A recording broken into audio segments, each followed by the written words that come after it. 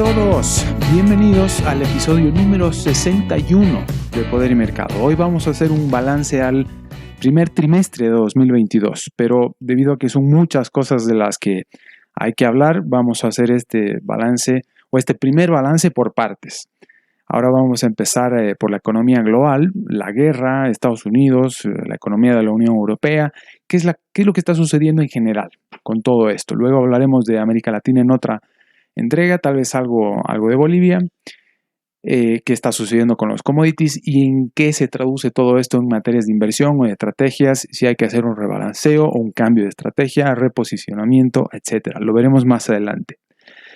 Sobre la guerra en concreto, no es mi terreno. No tengo una opinión muy formada al respecto, honestamente, para empezar, y además que empezó en un momento en el que no podía atender la guerra o lo que estaba sucediendo con la guerra. Y para empezar, yo honestamente no pensaba que Rusia finalmente se atrevería a invadir Ucrania, siendo que yo seguí y escribí sobre Ucrania y sobre el conflicto que tenía en Ucrania ya en 2014. Pero Putin lo hizo finalmente. Las personas entendidas en la materia, a quienes yo sigo en redes sociales y con quienes mantengo un contacto relativamente fluido, leo sus columnas de análisis, opinión, entrevistas, los escucho en radio, en podcast y demás, calculan que Putin tiene más probabilidades de perder que Ucrania, a pesar de que esto ya lleva más de un mes. Y digo Putin y no Rusia, porque ha hecho muy malos cálculos aparentemente. Parece que pensaba terminar con este asunto así como lo hizo con Crimea hace unos años, es decir, en 2 o 3 días como máximo, vamos, pongámosle una semana. Pero los ucranianos han resistido contra toda probabilidad, contra todo pronóstico. Sorpresa para muchos, sorpresa para la gran mayoría, por no decir que para todos. Al ser más largo de lo que pensaba, el ataque sobre Ucrania ha provocado un desplome del rublo y la bolsa, y estar al borde del default. El problema con esto es que puede traducirse en un efecto dominó para toda la región, empezando por Europa Occidental y muy al estilo de la crisis de finales de los 90, dicen algunos expertos en la materia, aunque ya decían esto la primera semana del conflicto o del enfrentamiento bélico o de la guerra bélica, como escuché decir alguien. Putin está implementando medidas económicas totalmente improvisadas desde el principio al más puro estilo argentino, sin ánimos de ofender a argentino alguno, por supuesto. Sobre todo los amigos argentinos me entenderán perfectamente. Las consecuencias han sido, para empezar, que su gente lo empiece a dejar, es decir, que Putin reciba cada vez menos apoyo de la ciudadanía rusa. Por ejemplo, Elvira Nabiullina, presidenta del Banco Central, ha tratado de renunciar e irse del país hace ya unas 2 o 3 semanas, pero Putin se lo impidió. Solamente esto significa que Putin tiene serios problemas. Nabiullina, para darse una idea, ha sido ministro de Putin desde 2007 y es presidente del Banco Central de Rusia desde el 2013. No es poca cosa en absoluto. Nabiullina tiene mucho peso en materia económica en el gobierno de Putin. Lo mismo ha sucedido, en el régimen de Putin. Lo mismo ha pasado con otro de sus asesores, Anatoly Chubais, si es que se pronuncia así. También renunció, solamente que este sí logró irse del país. También se ha sabido que los propios militares rusos han cometido errores tan gruesos en combate que han terminado bombardeando a sus propios compañeros. También se ha sabido que los militares rusos han atropellado, en una de estas terribles anécdotas de la guerra, han atropellado con un tanque a uno de sus comandantes, a uno de los principales comandantes, oponiéndose a sus órdenes, y así sucesivamente. Eso no quiere decir que no haya sucedido cosas similares del lado ucraniano. Parece que ha habido 2 generales suspendidos por traición o por ser espías, probablemente, ya no recuerdo bien, en favor, lógicamente, del régimen ruso. Algunos apuntan también a que Putin podría terminar siendo traicionado por la propia cúpula militar rusa, dado su aparente fracaso. Y además por su propia ciudadanía, como dije hace rato, se vería muy limitado desde ya en su vida. Es decir, la gente ya se vería muy limitada en su vida cotidiana con el retiro de muchas empresas occidentales muy importantes que prestaban servicios allá. Vamos, desde Apple Pay, por no decir alguna otra cosa. Se les hace muy complicado incluso ya hacer transacciones internacionales. Los rusos se están viendo muy afectados en sus transacciones comerciales internacionales, movimientos bancarios, utilización de tarjetas de crédito, inflación, desabastecimiento y un largo, etcétera. Es cierto que estas cosas se vienen advirtiendo desde el inicio de la guerra, desde la primera semana. Muchos apostaban a que si caía Putin por traición de alguno de sus militares o por presión de la propia ciudadanía rusa, pues no ha sucedido hasta ahora en mes y medio de guerra. Así que veremos cómo se sigue desenvolviendo esto. Existe la posibilidad de que esto dure años. Sí, absolutamente. No lo sé. Muchos de los que sabían que iba a suceder esto, de que Putin terminaría dando la orden de invadir Ucrania, afirmaban que todo esto podría terminar muy pronto, lógicamente, con un fracaso de Putin. Pero hasta ahora no fracasa Putin. Hasta ahora el colapso del rublo no se lleva la economía de la región por delante, así que vamos a seguir viendo. Hay mucho de qué hablar todavía, como les decía. Como ven, se puede hablar durante horas sobre los detalles de la guerra, y eso ya se lo dejo a quienes más saben sobre la materia y no es mi especialidad. O se lo dejo a quienes más han seguido el conflicto desde un principio, y por principio no me refiero al 22 o 23 de febrero, sino a 2014 o incluso antes, vamos. Pero pongámosle como hito el 2014. Lo que sí sé es que aparentemente Ucrania puede terminar convirtiéndose en un territorio neutro, donde no gana Rusia, anexando el territorio ucraniano, pero donde Ucrania tampoco alcanza su objetivo de pertenecer a la OTAN y la Unión Europea. Pocos días antes de esta entrega parecía haber humo blanco en un proceso de negociación que se había iniciado en este sentido, pero parece ser que Putin solamente está para la victoria o nada. Respecto de la economía global, lo que hemos visto es que se ha precipitado la desaceleración de la economía por exceso de estímulos que se observaba ya desde mediados de 2021, como lo habíamos advertido varias veces. Es decir, se está confirmando el temor de alcanzar un estancamiento acompañado de acumulación de estanflación o de una inflación muy persistente. Estanflación. Esto lo venimos advirtiendo desde hace ya casi un año, y es decir, como signo de confirmación de lo que estaba sucediendo, pero la advertencia de esta inflación la hicimos ya con el inicio de los últimos estímulos frente a las cuarentenas rígidas que se impusieron para encarar la pandemia, para bien o para mal, o hubieran estado en lo correcto o no, me refiero.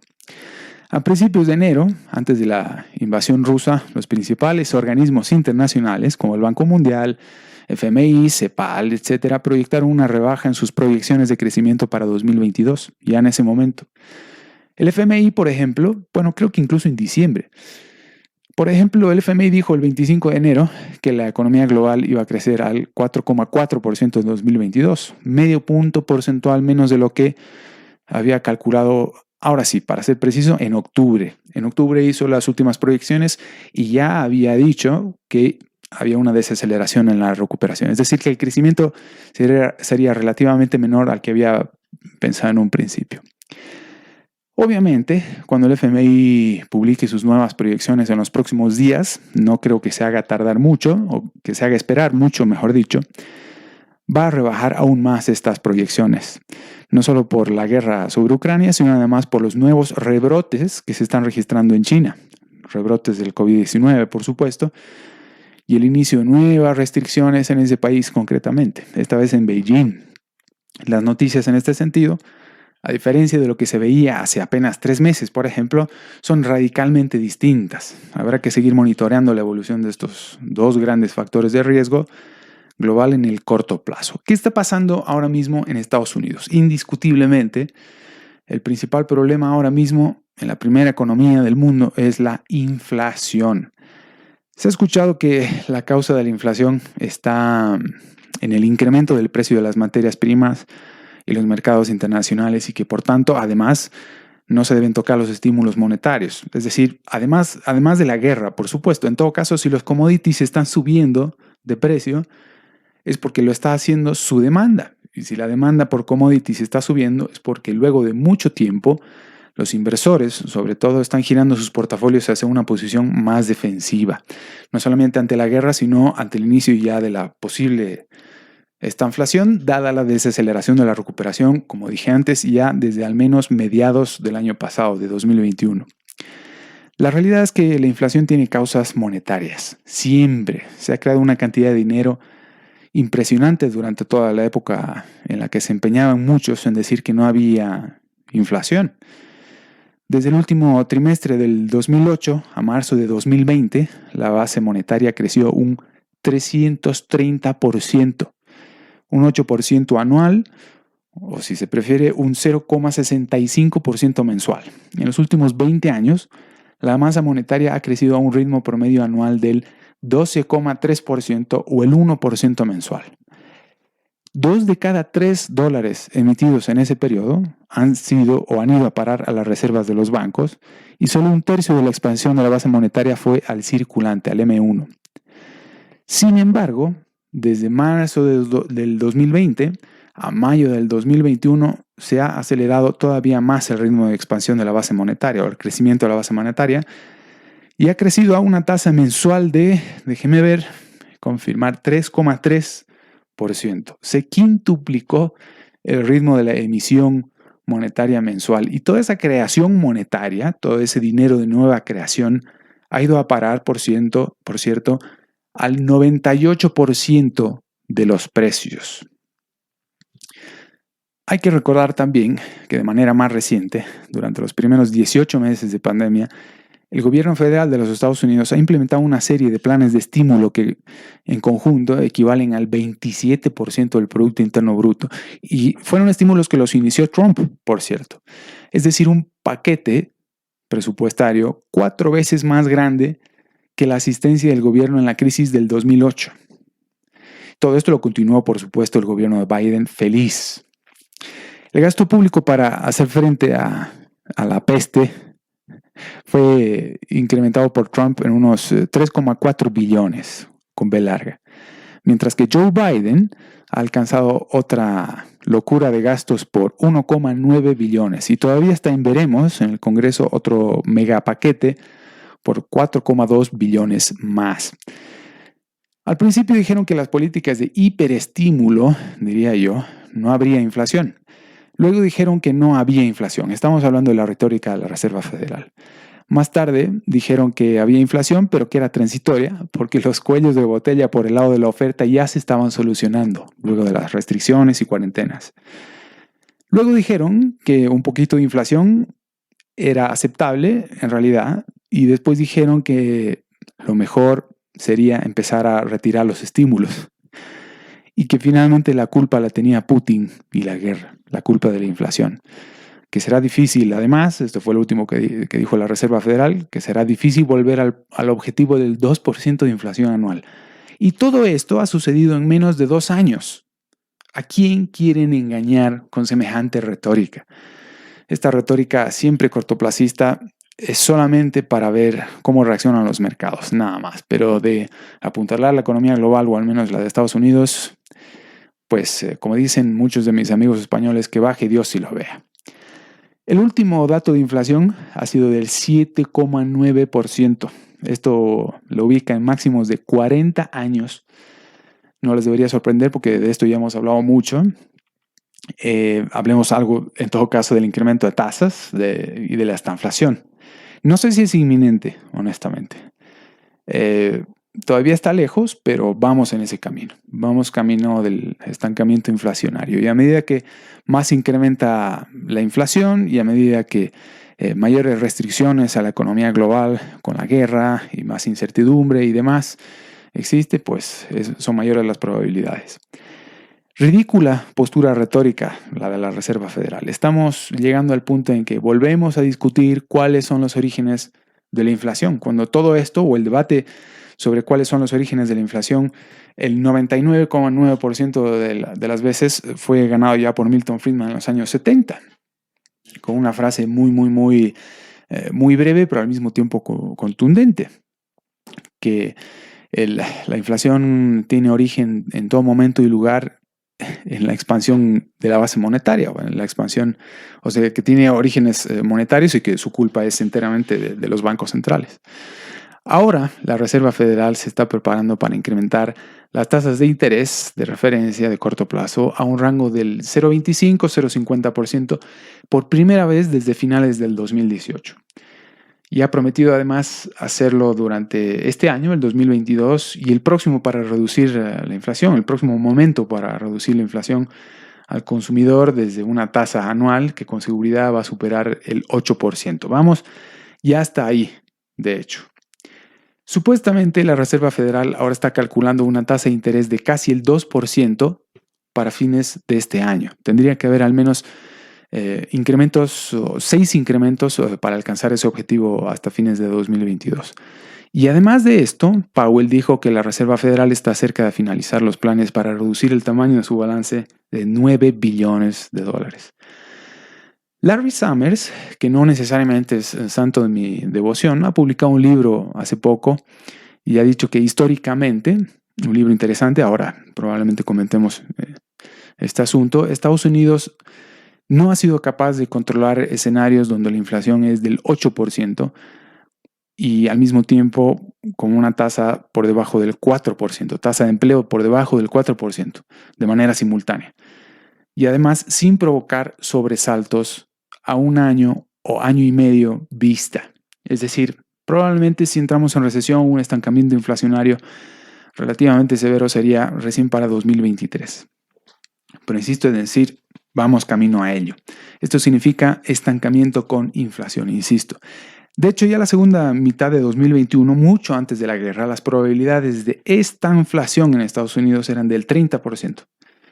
Ahora, o al menos hasta hace un par de semanas que fue cuando revisa el dato, se han convertido en el 62%. El 62% de los inversores cree que la economía mundial va a entrar en estanflación en los próximos 12 meses. Es decir, coinciden con lo que está diciendo Larry Summers, que no es necesariamente un liberal, que no necesariamente detendría de la noche a la mañana la inflación, pero sí que este economista de Harvard recomienda que la Reserva Federal actúe más rápido, de manera más agresiva, para que la inflación no termine yéndosele de las manos. La lectura más alta desde septiembre de 2008, por cierto. Esto es lo que piensan. Mayor temor no podrían tener ahora mismo los inversores, y eso que las bolsas se están repuntando luego de incluso teniendo la guerra de por medio, sigue habiendo optimismo entre los inversores, al menos en el muy corto plazo. Veamos qué es lo que sucede con el próximo incremento de tasas por parte de la Reserva Federal y hasta finales de 2022. Vamos, que muchas proyecciones no se pueden hacer, no se puede pensar mucho más allá. Cuando uno es un trader de corto plazo, no puede hacer proyecciones más allá de 3 meses probablemente en este entorno. Muy, muy, muy complicado. Salvo lo obvio que va a ser probablemente la última de las entregas de este balance económico trimestral. ¿Qué es lo que se hace con todo esto? Los niveles de aprobación en todo este escenario de Joe Biden han caído a plomo y de manera continua desde que asumió el mandato. Es decir, no hay manera de que los demócratas salgan ilesos en las elecciones de medio término de noviembre, de principios de noviembre. No me acuerdo si son el 2 o el 8, creo que son el 2 de noviembre. En esto tiene que ver mucho el fracaso de la retirada de Afganistán, por supuesto, el año pasado. Pero el problema está relacionado más con la inflación y por sobre todas las cosas, con la economía, el incremento de impuestos, etc. Vamos, la intervención cada vez más agresiva que tiene el Estado sobre la economía en Estados Unidos. Tan sencillo como eso. Vamos a ver cómo siguen los estímulos, las nuevas designaciones en la Reserva Federal, que es una tarea pendiente concretamente la administración Biden. Vamos a ver a quién sugiere, a quién manda como candidato a reemplazar a Powell. Lo decidirá el Congreso, por supuesto, pero hay mucho que discutir al respecto. Y en la expectativa de lo que suceda, como dije, en las elecciones del 8 de noviembre, decía del 2 de noviembre, pues son el 8. Hay que estar muy pendiente de estos resultados para ver qué equilibrio hay entre el Ejecutivo y el Legislativo en relación, sobre todo, imagínense si solamente se agravara la guerra y la OTAN, es decir, Estados Unidos, finalmente termina tomando la decisión de intervenir en Ucrania. No lo sé, no me atrevo a decir si es muy probable o poco probable, pero como les dije en un principio, yo no pensé honestamente que Putin terminaría tomando la decisión de invadir Ucrania en este mismo momento, además, en este contexto de pandemia y demás. Bueno, ¿Qué es lo que está sucediendo ahora mismo con los bancos centrales? Este es pues el peor escenario para los bancos centrales, contradiciendo todo el edificio teórico y la batería de medidas típicamente keynesianas que se han aplicado para encarar la recesión derivada de no solo de la pandemia, sino sobre todo de las cuarentenas rígidas masivas alrededor del mundo. De liberalismo poco ha habido en estas políticas, pues ahora estamos viendo las consecuencias.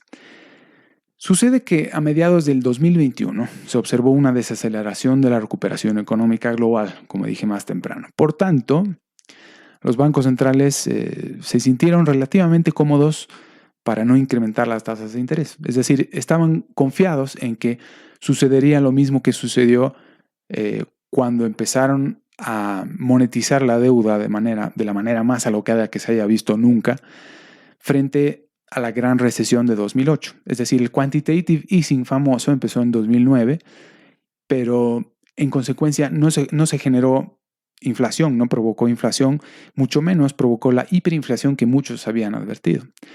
Pero la inflación que tenemos ahora mismo, aunque no sea de 2 dígitos todavía, es suficiente motivo de preocupación para los bancos centrales. ¿Por qué? Con una inflación en máximos de 30 y hasta 40 años, tienen que elegir si quieren más inflación o más crecimiento. Pero no se puede las dos cosas al mismo tiempo.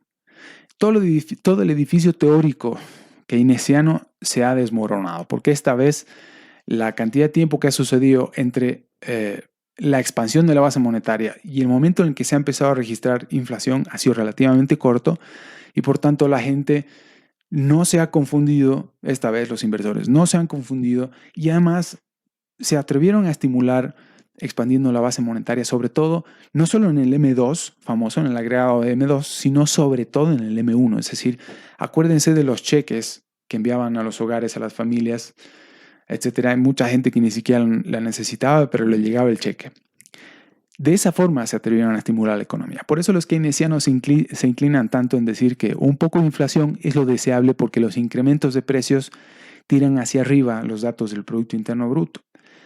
Lo curioso es que luego de varias décadas de los debates que hubo sobre este mismo tema ante la Gran Depresión de los años 30, siguen sin explicar que es absolutamente posible que un país registre elevados niveles de crecimiento del Producto Interno Bruto y al mismo tiempo no tengan qué demonios comer. Es decir, los keynesianos nunca han tenido respuesta a un escenario de estancamiento inflacionario, de estanflación.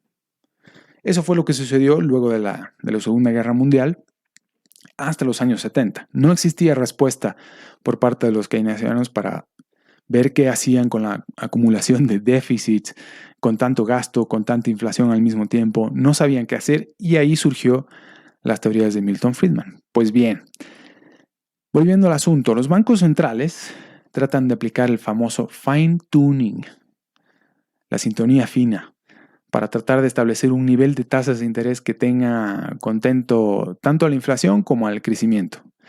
Pero mi apuesta es que, dados sobre todo los elevadísimos niveles de déficit y deuda pública alcanzados con los estímulos, que vamos a ver por mucho tiempo elevados niveles de inflación, quién sabe si esta vez sí, de hasta 2 dígitos, con el método de medida del IPC que se tiene ahora mismo y no el que se tenía en los años 80, porque si se utilizaran los métodos de medición del IPC de los años 80, tenemos inflación de 2 dígitos, probablemente del 15%. Y no se sabe si al mismo tiempo se puede tener tasas de interés extraordinariamente bajas. Yo digo que sí. Es decir, mi apuesta es que vamos a ver tasas de interés muy bajas, demasiado bajas, y al mismo tiempo mucha inflación. Es decir, estamos desafiando a la gran mayoría de libros de texto de economía que se ha escrito nunca, excepto los grandes liberales, por supuesto, y excepto los austriacos. Si se leyera un poco más a los austriacos, se entendería un poco mejor qué es lo que está sucediendo con la política monetaria ahora mismo y a qué responden todas las decisiones que toman. En este mismo escenario, la Unión Europea tiene la situación bastante más complicada porque la guerra se lleva a cabo en su vecindario, nada menos. Los riesgos de esta inflación en la Unión Europea ya eran mayores que en Estados Unidos en 2021. Vamos a hablar de lo que realmente importa y lo que realmente le preocupa a la Unión Europea. Parece ser que España está camino, aunque no en el corto plazo necesariamente, en la nueva Grecia por el desastre de sus cifras macro, o en realidad por su política económica que tiene como consecuencia unas pésimas cifras macroeconómicas. España es el nuevo dolor de cabeza en la Unión Europea, pero no desde hoy. Todo lo que se ha hecho allá en torno a la crisis sanitaria y ahora respecto de la guerra ha deteriorado sus condiciones macro considerablemente. España, sospechosamente, se ha quedado a 2 décimas de la inflación de 2 dígitos. Luego o después de haber tenido la peor recuperación de la eurozona en 2021, en marzo España ha registrado una inflación del 9,8%. La media de la eurozona es del 7,5%. Portugal tiene una inflación del 5,5%, casi la mitad. Francia del 5,1%, Italia el 7%, Alemania el 7,6%. Siguen siendo niveles de inflación elevados, pero nunca como el de España. Creo que solamente Lituania tiene una inflación más elevada que la de España. Sin embargo, lo más importante es la inflación subyacente, que es un 17% superior a la media de la eurozona. Para lo que no vale la excusa esta de la guerra de Putin o los commodities y demás, como dice el gobierno de Sánchez. Porque la inflación subyacente excluye la energía y alimentos. ¿Por qué pasa esto en España? Porque es la voluntad del gobierno de Sánchez. Porque esa es la manera más cómoda de reducir el abultadísimo déficit fiscal del 11%. Por medio de la inflación se reduce el déficit fiscal sin necesidad de recurrir en gastos, sobre todo estructurales. ¿Y por qué ha disparado el gasto público financiando el déficit con una expansión monetaria que es superior a la demanda? Es decir, en la medida que el gobierno de Sánchez absorbe la monetización de deuda del Banco Central Europeo mediante el incremento del gasto público, más inflación va a tener España. Esa es la historia de la inflación ahora mismo. El gran conjunto de gobiernos alrededor del mundo está empezando a tener que bregar con las consecuencias de los excesos de estímulo fundamentalmente monetario frente a la pandemia y las cuarentenas rígidas y masivas. Y ahora la guerra le añade un grado importante de dificultad, pero no es la causa de los mayores problemas de la economía global ahora mismo. Que nadie se deje vender la cantidad de humo que los gobiernos como el de Sánchez en España tanto se están esforzando en crear. Hasta aquí, como les decía, la primera parte de la entrega del balance económico del primer trimestre del 2022. Pronto volveremos a vernos. Vamos a hablar un poco, como les adelantaba, de América Latina. Vamos a hablar de tal vez un poco de Bolivia. América Latina tiene algunos escenarios un poco más complicados hacia adelante, dadas las elecciones en Colombia y Brasil fundamentalmente. Vamos a ver en qué se traduce todo esto para América Latina, toda esta complicación de esta inflación y fundamentalmente la guerra y su posible agravamiento. Muy bien, llegamos hasta aquí por hoy en esta primera parte de la entrega del balance trimestral al primer trimestre del 2022. Ya nos volveremos a ver pronto. Un saludo.